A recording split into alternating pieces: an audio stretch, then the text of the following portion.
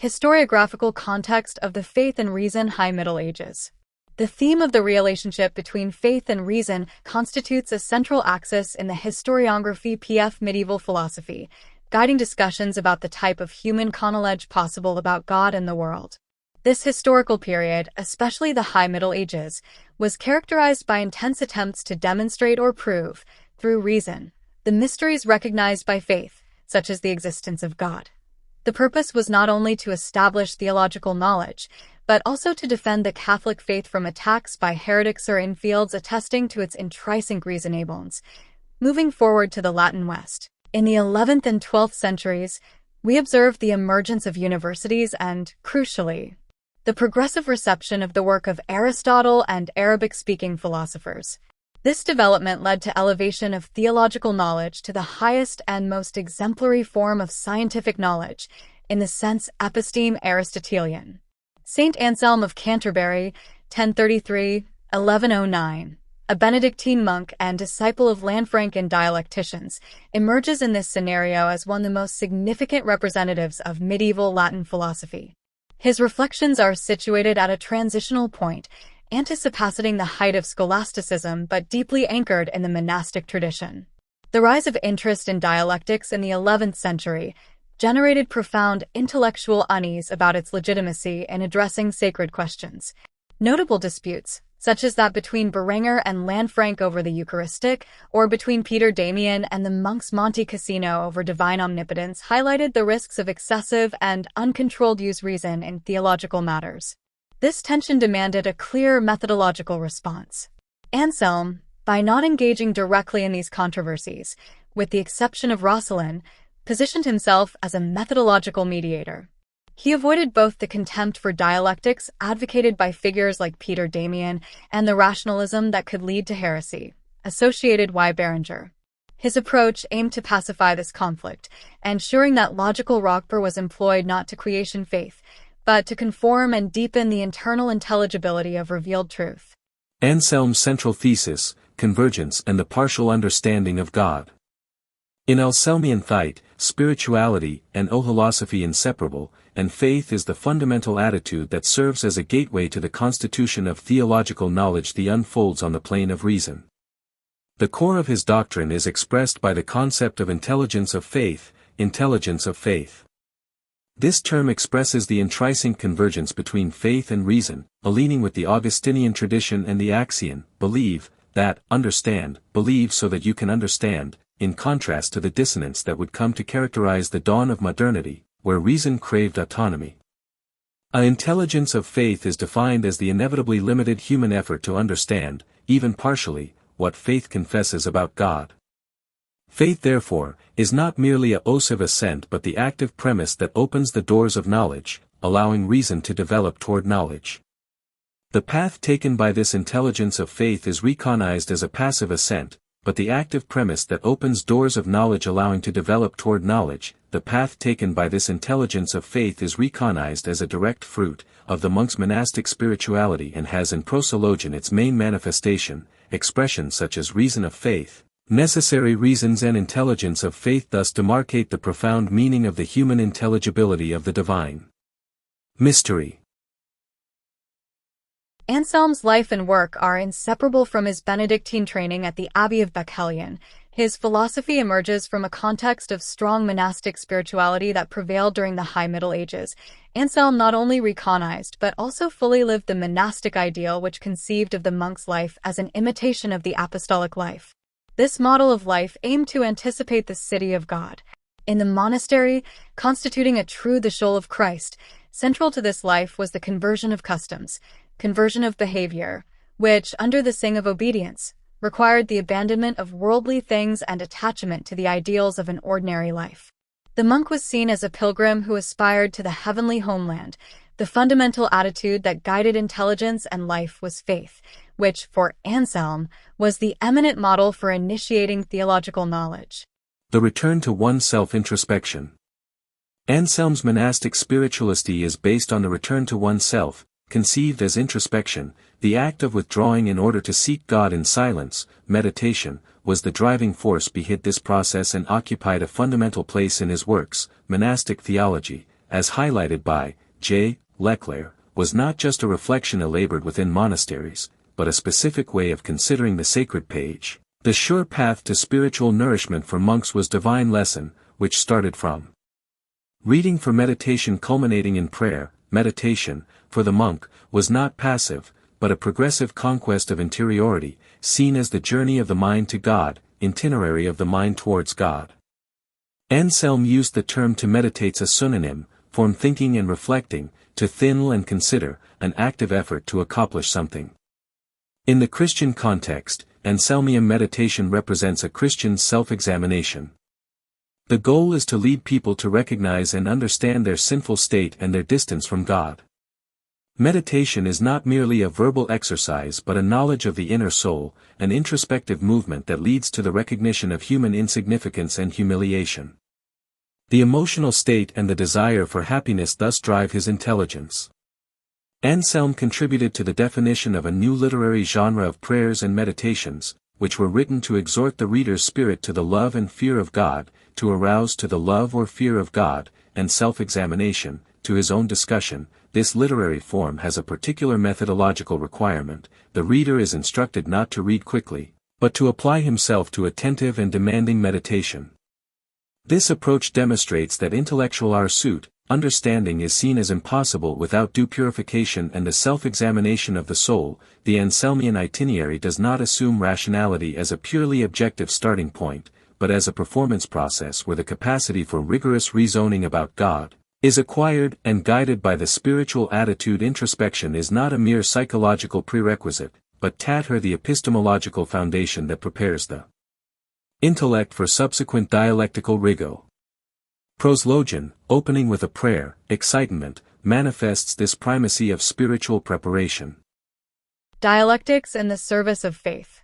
The status of necessary reason and the crisis of the 11th century. Faced with the crisis of dialectics in the 11th century, Anselm, while avoiding direct disputes, established a clear position. Reason must be employed to investigate and understand the data of faith that, at first, may seem devoid of meaning, thus enabling progress in the acquisition of a certain intelligibility, even if partial. For Anselm, reason alone cannot reach the light of truth, and it is imperative that the human heart be purified by faith. Anselm's method legitimizes the uses of dialectics, the use of reason, to seek the reasons of faith. Once faith is firmly established, faith established in his pursuit of reason. The result of this intellectual effort has a twofold purpose: to refute the madness of the infidels, for whom infidelity is nothing but ignorance, foolishness, and nourish the understanding of the already purified faithful. The vocabulary used by Anselm reflects his dialectical rigor, using terms such as argument and argumentative, following Boethius' distinction. The argumentum is the reason, ratio, or the sense, force decision, that generates belief about something doubtful. It is the force, virtue, or mental content while of the argument, in tune. The argumentation is the explanation of this force through articuled discourse, speech. The use of indirect proof or reductio to the point of absurdity will be the central mechanism for validating faith. Dialectics and the theory of signification. Anselm's work with dialectics and necessary reason is closely linked to his theory of language and meaning developed in works such as De Grammatico. His argument for the existing of God depends critically on the distinction between the act of thinking the spoken word and the act of thinking the thing or self. Anselm distinguishes between a meaning by another, that marked by the correspondence between sounds uttered and the thing, belonging to the domain of sensible things, and an apprehension of the essence by pure intellection, which is the meaning by itself. The act of thinking will be truer, to think truth fully, the more to express the thing itself. This distinction is crucial to understanding the concept of unwisius the foolish. In Proslogion, the unwise is the one who says in his heart, there is no God.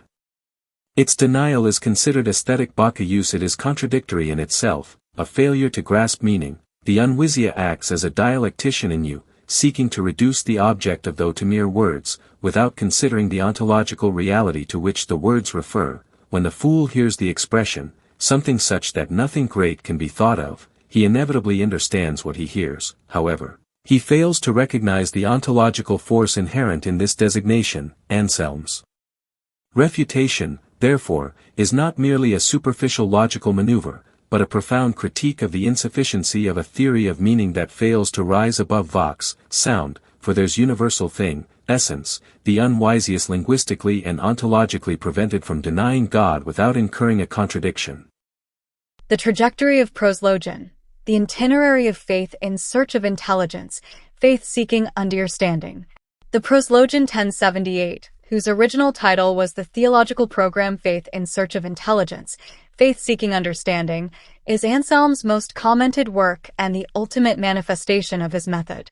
The methodological framework, from excitement has proof. The Proslogion unfolds in an itinerary that begins with the purification of the soul and culminates in the recognition of divine transcendence. The term proslogion, speech expressed the idea of a dialogue directed at the human soul and God. Excitement, the invitation to introspection. The work opens with an invocation in the tone of a prayer, which serves as an invitatio to introspection. The soul is exhorted to abandon worries and withdraw, enter the call of your mind, separate yourself from everything except God. The objective is to detach from sensitive impressions, a necessary condition for the rational soul, alone and pure, may have the ability to discern and contemplate what the seeks. The search for God is in principle, a search for oneself. The supplicant recognizes the paradoxical distance of God's presence, absence, you are everywhere, and I do not see you, and the harshness of his fallen condition. This opening prayer, with his literary richness, rhymes, antitheses, lifts the spirit, reaffirming the Augustinian principle, I do not seek to understand. An excitement establishes that the rationality of faith is achieved only by the intellect that was prepared and oriented by spiritual attitude. A proof, the argument unique and the logic of non-contradiction. A proof constitutes the dialectical core of the work, beginning with the confession pf faith that serves as an argumentative premise. We believe, in fact, that you are something such that nothing greater can be thought of, something in which nothing greater can be thought of. This statement, which uses a comparative of superiority, greater, and the argument that has the force of meaning, significant force, to prove the divine nature without a doubt. The refutation of the unwise, the central dialectical argument, imploding the mechanism of reduction to the absurd. The starting point is the establishment that the unwise, upon hearing the expression that is the great, understands it, and therefore this reality is present in your intelligence. In understanding, Anselm demonstrates the contradiction inherent in the denial of God's existence. The that is the greater is present in intelligence, in understanding do unwise. It is undeniable principle that something that exists in intelligence and in reality, in understanding and reality, is intrinsically greater than something that exists only in intelligence, in the understanding alone. If the that is the greater existed just in intelligence, the intellect could conceive of an identical being would, by definition, be greater than the that is greater, which would only exist in the mind, which is an unsustainable logical contradiction. Therefore, in order for the that is the greater be truly the being than which nothing greater can be thought, he must exist not only in understanding but also in the argument established the ontological necessity. God not only exists, but is such that it cannot be thought not to be. This statement distinguishes the divine being as a necessary entity, the highest of all contingent entities. Limits and transcendence of reason. After completion of proof, the soul turns to the question, "Oh, my soul, have you found what you were looking for?" The response is marked by a feeling of disappointment. Reason, though successful in proving the necessary existence of God, fails to attain the pure and intimate vision of divinity. The soul sees that it can see no more. Reason, at its maximum effort, is instrumentalized to lead the intellect to the limit of the concept. The success of the argument culminates in the realization of its own limitation. Goes as something greater than can be thought, something greater than can be imagined. This result demonstrates that the purpose of Anselmian dialectics is not to enclose God in a rational concept, but to lead the intellect to a state of humility and acceptance of apophatic incomprehensibility. The monologian had already established that for anyone investigating something incomprehensible, it is sufficient to reach the certainty of the existence through reason, even if one cannot penetrate it as he is, even if he is unable to understand how it is so. The negative aspect, represented by the infinite distance between man and God, is not a flaw in theology, but an inexhaustible richness, which leads to the increase of faith. Anselm of Canterbury's methodological framework for theological inquiry, encompassing three key stages: acetatio, probatio, and contemplation. These stages represent a progression from the initial stirring of faith and the purification of the will, through rational demonstration of God's existence, to the ultimate recognition of divine transcendence and the limitations of human understanding. This framework, deeply rooted in monastic spirituality, emphasizes the interplay between faith and reason in the pursuit of theological truth. Acetatio, meaning excitation or awakening, represents the initial stage in Anselm's methodological approach. It focuses on the purification and guidance of the will or soul, drawing heavily from monastic spirituality. This stage is not merely an intellectual exercise but a profound spiritual preparation for engaging with theological questions. Key concept: faith-seeking understanding.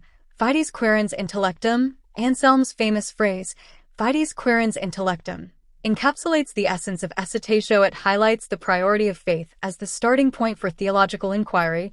Faith is not seen as a blind acceptance of dogma but as a dynamic force that propels the intellect to seek deeper understanding. It is the foundation upon which reason can build a more comprehensive and nuanced understanding of God. Faith in the search of intelligence. Faith provides the initial impetus for inquiry. It is the seed that germinates into a desire for knowledge. Faith acts as a guiding principle, ensuring that the pursuit of understanding remains grounded in reverence and humility. Faith serves as a corrective lens, helping to interpret rational arguments and prevent intellectual pride from distorting the truth. In essence, acetatio prepares the mind and hearts for the rigorous intellectual work taught follows, ensuring that the pursuit of knowledge is motivated by a genuine love for God and a desire to serve Him. Probatio, demonstration through reason. Probation, meaning proof or demonstration, is the second stage in Anselm's framework. It involves the use of reason and dialectics to demonstrate the necessity of God's existence. This stage is characterized by rigorous logical argumentation and commitment to intellectual honesty. Methodological function. Demonstration of God's existence. Probatio seeks to provide rational arguments that establish the existence of God. Anselm's Ontological Arguments, presented in the Proslogion, is a prime example of this approach. Dialectical reasoning. This stage relies heavily on dialectics, a method of philosophical inquiry that involves examining and refuting opposing viewpoints to achieving understanding of God's existence, the being than which nothing greater can be thought. This concept serves as the foundation for Anselm's arguments, providing a starting point for rational inquiry. It highlights the unique nature of God as the ultimate and perfect being, surpassing all human comprehension. It emphasizes the importance of conceptual clarity in theological reasoning, ensuring that arguments are based on sound definitions and logical principles. Probatio demonstrates Anselm's commitment to using reason as a tool for understanding God. However, he recognizes that reason has its limits and that it cannot fully grasp the mystery of the divine. Methodological function. Recognition limits. Contemplatio acknowledges that human reason is finite and cannot fully comprehend the infinite nature of God. It recognizes that there are aspects of the divine that will always remain beyond human understanding. Return to prayer and humility.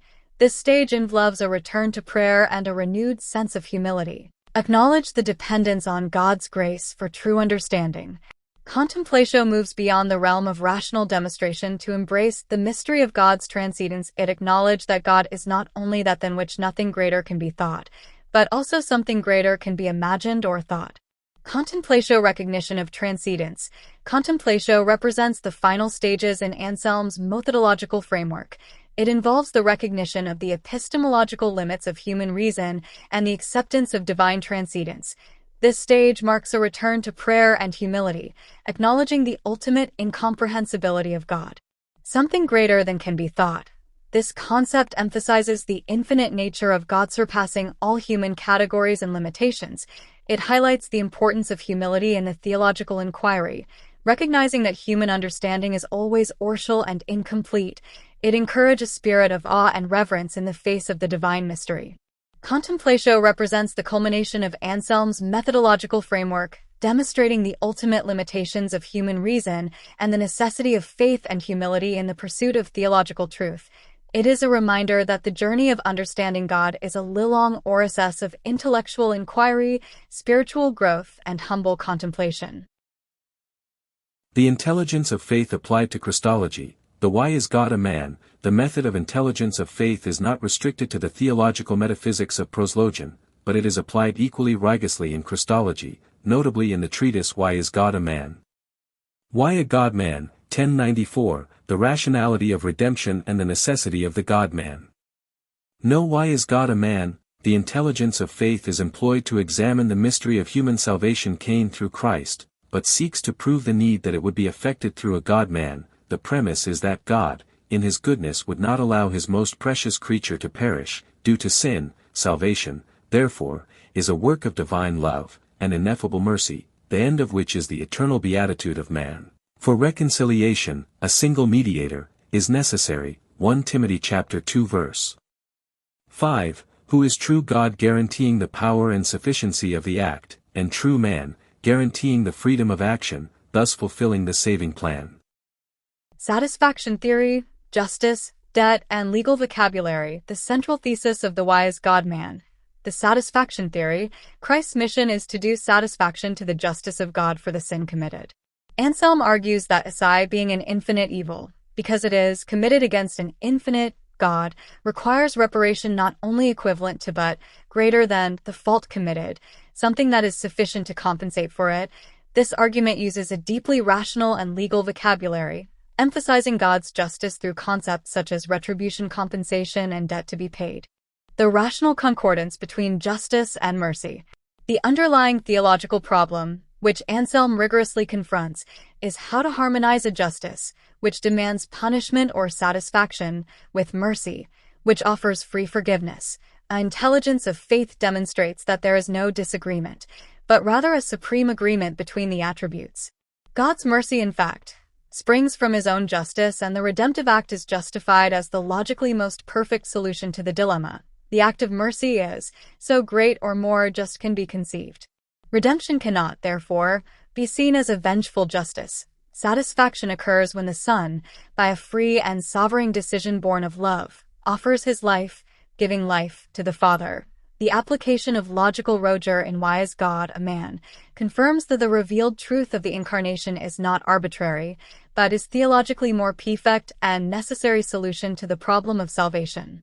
Although human reason can explain the motivates, Anselm recognizes that Theology will always be higher reason, that transcend the human capacity to fully conceive the mystery. This search is for reason, profound insight that make theology an internally coherent and elegant science are Anselm's central legacy to scholasticism. Methodological component of faith, specifically Fides, within the context of theological inquiry, it examines its description, function as a non-negotiable starting point, and its role as an attitude that provides truth and opens the doors to theological knowledge. Furthermore, it delves into the main work of manifestation exemplified by Anselm's Proslogion, originally titled Faith-Seeking Understanding, and the resulting process, ultimately grounded in the principle of I believe that I may understand. Description and function of Fides. In theological methodology, Fides or faith is not merely a blind acceptance of doctrine or a passive adherence to religious traditions. Instead, it serves as a crucial and active component, a foundational attitude that shapes the entire process of theological reflection. It functions as a non-negotiable starting point, a presupposition that informs the questions asked, the interpretation offered, and the conclusions reached. Fides can be described as a trustful reliance on divine revelation, a conviction that God has communicated truth to humanity. This conviction is nor irrational, rather, it is a reasoned commitment based on evidence, experience, and the testimony of the believing community by the insights of Scripture, tradition, and reason.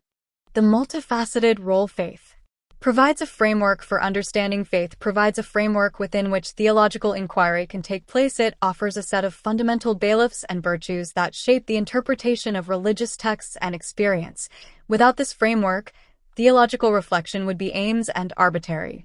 Opens doors to theological knowledge. Faith is not an obstacle to knowledge but rather a key unioxide.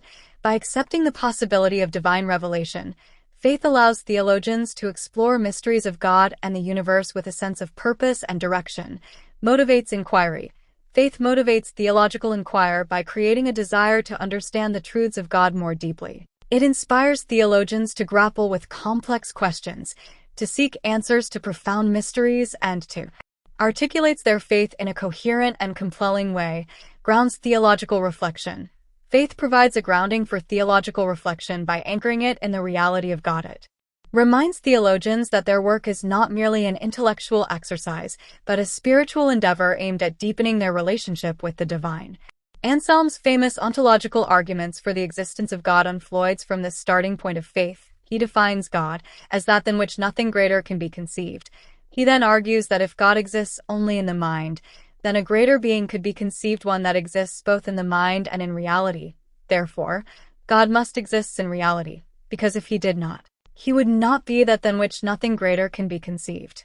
While the validity of Anselm's ontological arguments has been debated for centuries, the Proslogion remains a powerful illustration of how faith can serve as a catalyst for theological reflection. Anselm's faith in God's existence provides the foundation for his philosophical inquiry, guiding his reasoning and shaping his conclusions. The Proslogion demonstrates that faith is not a passive acceptance of dogma but is active engagement with the mysteries of God. It is a journey of intellectual and spiritual exploration.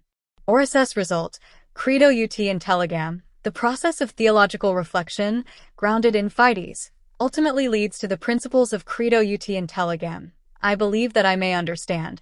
This principle encapsulates the relationship between faith and reason in theological inquiry. It suggests that faith is not a substitute for reason but rather a prerequisite for it. By embracing faith as a starting point, theologians can gain access to insights and perspective that would otherwise be unavailable. Faith provides a framework for understanding, a motivation for inquiry, and a grounding for reflection. It allows theologians to explore the mysteries of God with a sense of purpose and direction, ultimately leading to a deeper and more profound understanding of the divine. The principle of Credo Ut Intelligam does not imply that faith is irrational or that reason is irrelevant. Rather suggests that faith and reason are complementary aspects of theological inquiry. Faith provides the foundation for reason, while reason helps to clarity and articulates the truths of faith. Fides in as indispensable component of theological methodology, it serves as a non-negotiable starting point, an attitude that provides truth and opens the doors to theological knowledge. Through works like Anselm's Proslogion, we see how faith can drive intellectual exploration and deepen our understanding of God. The resulting process, encapsulated in the principle of Credo Ut Intelligam, highlights the essential relationship between faith and reason in the pursuit of theological truth. The intelligence of faith and the acceptance of divine incomprehensibility. The balance between trust and faith and the effort of reason.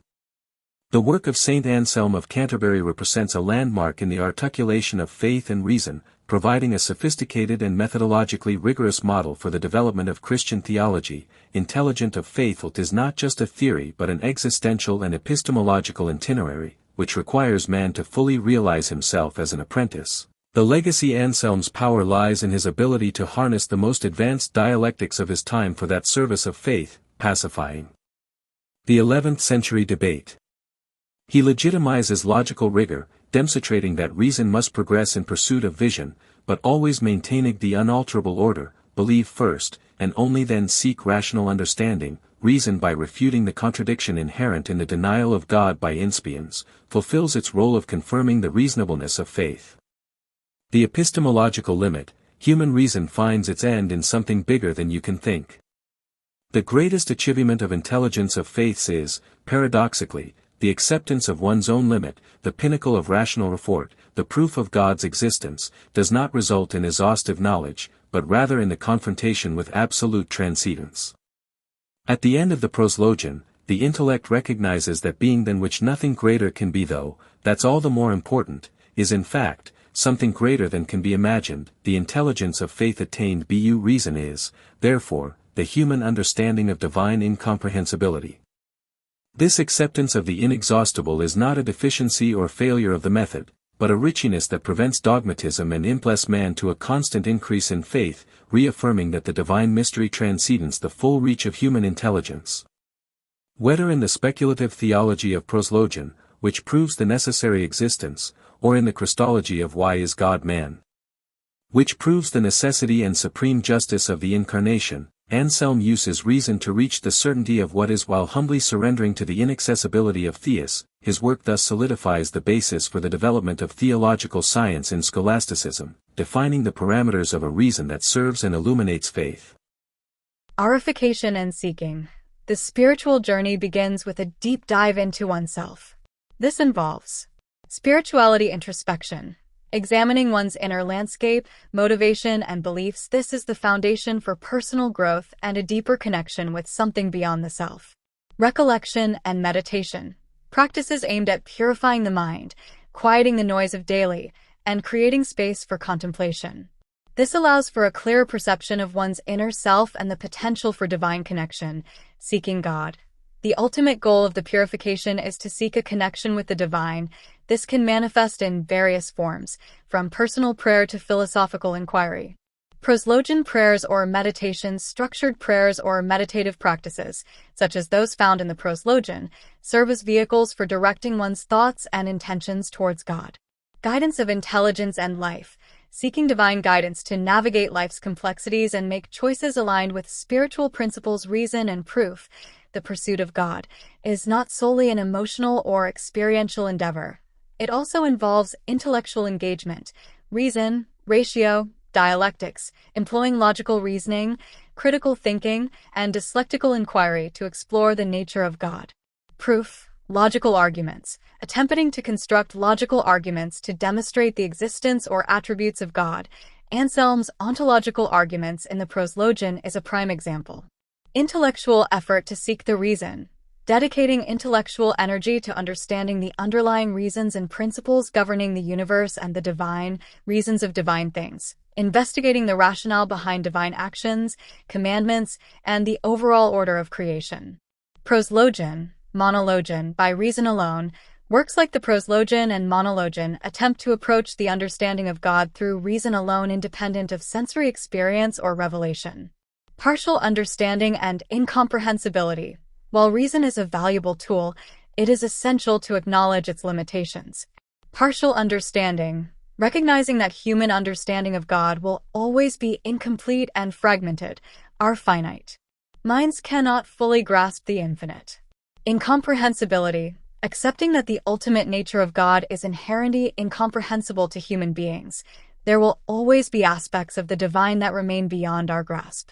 Final recognition of the infinite distance between man and God, acknowledging the vast chasm between human limitations and the boundless nature of God.